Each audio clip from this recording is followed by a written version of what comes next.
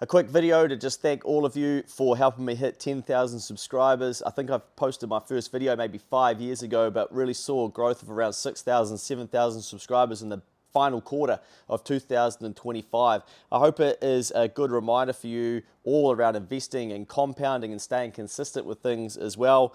But I do think the algorithm might have changed a little bit where battlers like myself, just coming up out of the skate bowl from Danny Verk, trying to find my way in the world, we're getting a little bit of the limelight.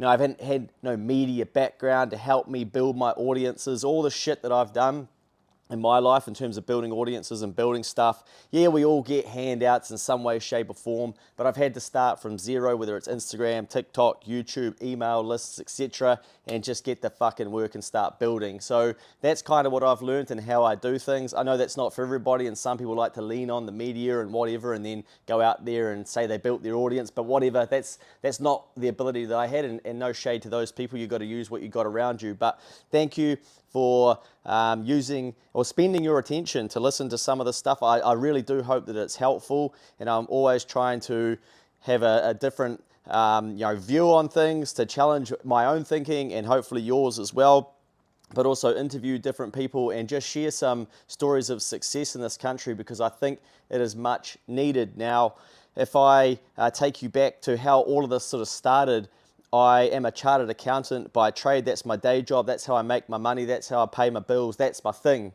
And I've done over a decade and a half in the accounting industry, and I have built my own practice over the last 8 years. Prior to that, building out a way for parents to claim back their school donations as well. Anyway, that's not what this video is about, but that's where my context comes from, dealing with clients, dealing with business owners, studying the economy, trying to keep clients ahead of what's happening, understanding money, understanding wealthy clients, understanding clients who are struggling, understanding is it beliefs, etc., like what is happening for them, understanding behaviors.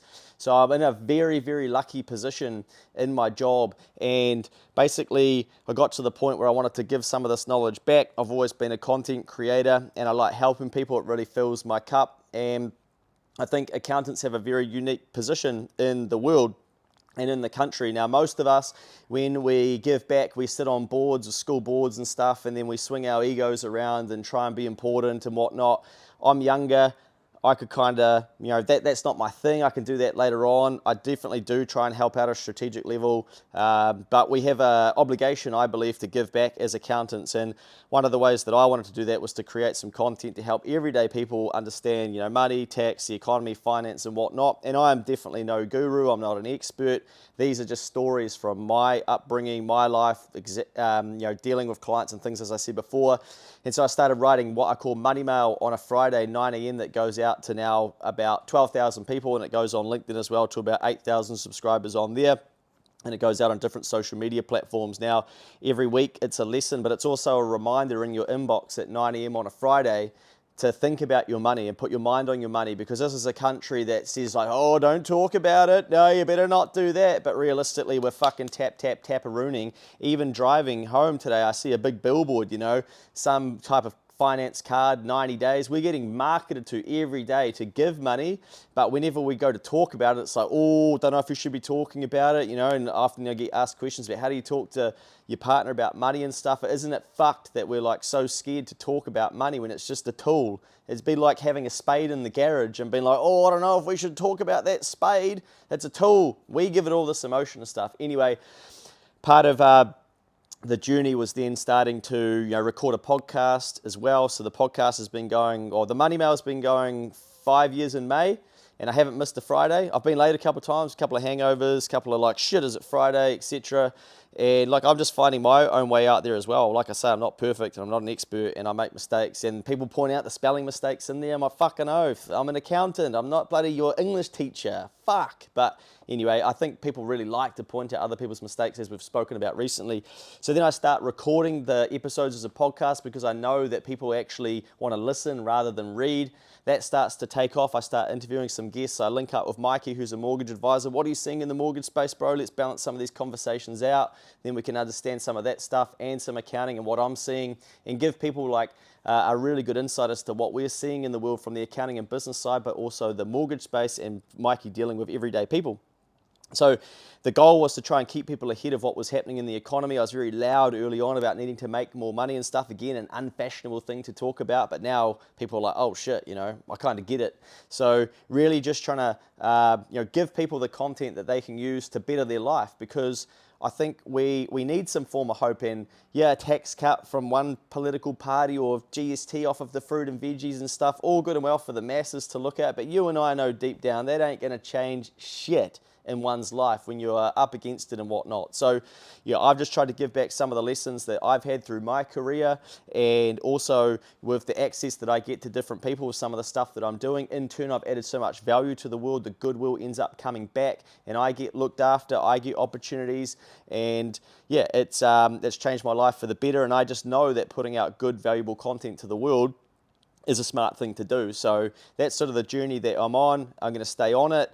And, I've got the time at the moment to be able to do it, but life might change and I might not be able to. So I might not be able to create as much content, and I might, the chapter might close. But whilst I have that ability to, I want to be able to give some of that stuff to hopefully better people's lives. And my goal is to help 100,000 Kiwis improve their financial literacy.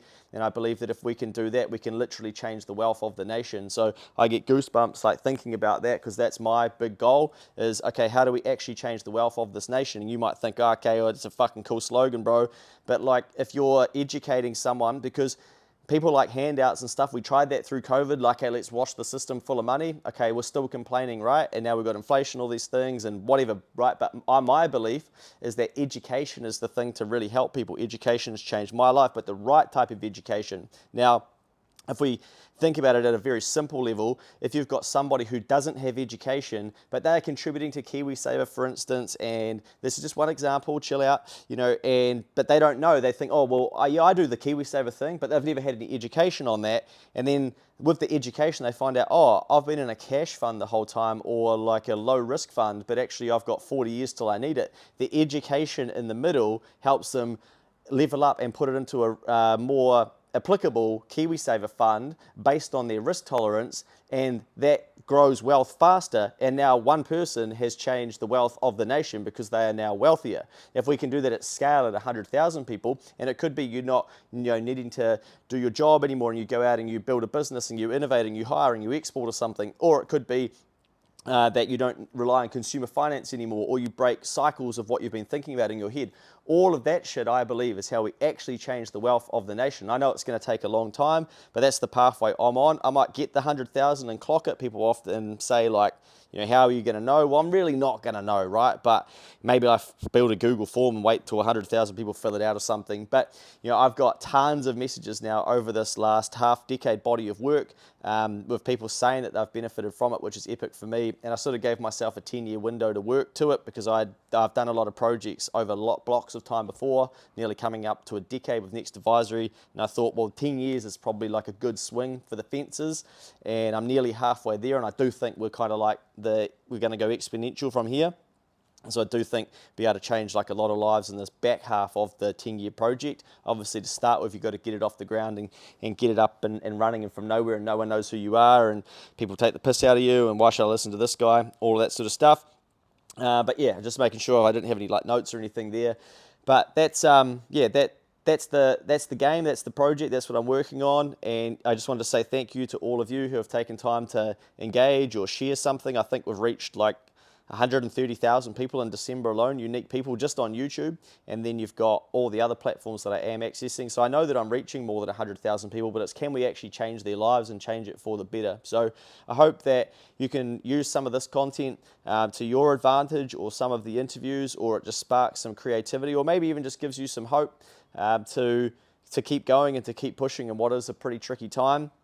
And just know that there are people out there in New Zealand that care about you and that want to see you succeed, as much as there's heaps of fucktards that don't want to see that happen for you. Just know that there are actually a lot of people that want to see you doing well, and they want to see you growing and achieving the things that you want to achieve. So keep at it. It's a journey, and much like when I started my Keep the Change journey, I wrote on the website, I'm going to be a millionaire and I want to share some of those lessons. And I wasn't at that stage. And so that was like part of the journey, speaking it into fruition and actually going and doing the work in order for that to happen. And, then I'm into like the next stage of my journey, but I'm taking people on the journey as I go as well. And the point for you to understand is that finance and money and like behavioral change and shit, it takes time. You should expect it to take time, sorry. You can't expect change quickly when you've like fried your fucking brain from like social conditioning or using debt or social media or the media or negative family beliefs and stuff for decades or years, and then all of a sudden you're like, oh bang, like I'm elite level of money or whatever. And everybody's got a different race that they're running with a different start line and a different finish line. And that's the beauty of it. We're all running our own individual race. There's too much of this comparison shit to what other people are doing, but you just got to do your thing. And the start of that is what actually are your goals? And too few Kiwi people actually understand what that is. So part of me doing Keep the Change is like, my goal is to educate 100,000 Kiwi people to improve the wealth of the nation. And if I can bring that and say that to the world, then why can't you spend some time thinking about what your individual goals are and then get confident enough to speak that to people? So I hope that you continue to take good value from this content, and I hope that I can keep delivering it. Thank you in the meantime, and here's to the next 90,000 subscribers.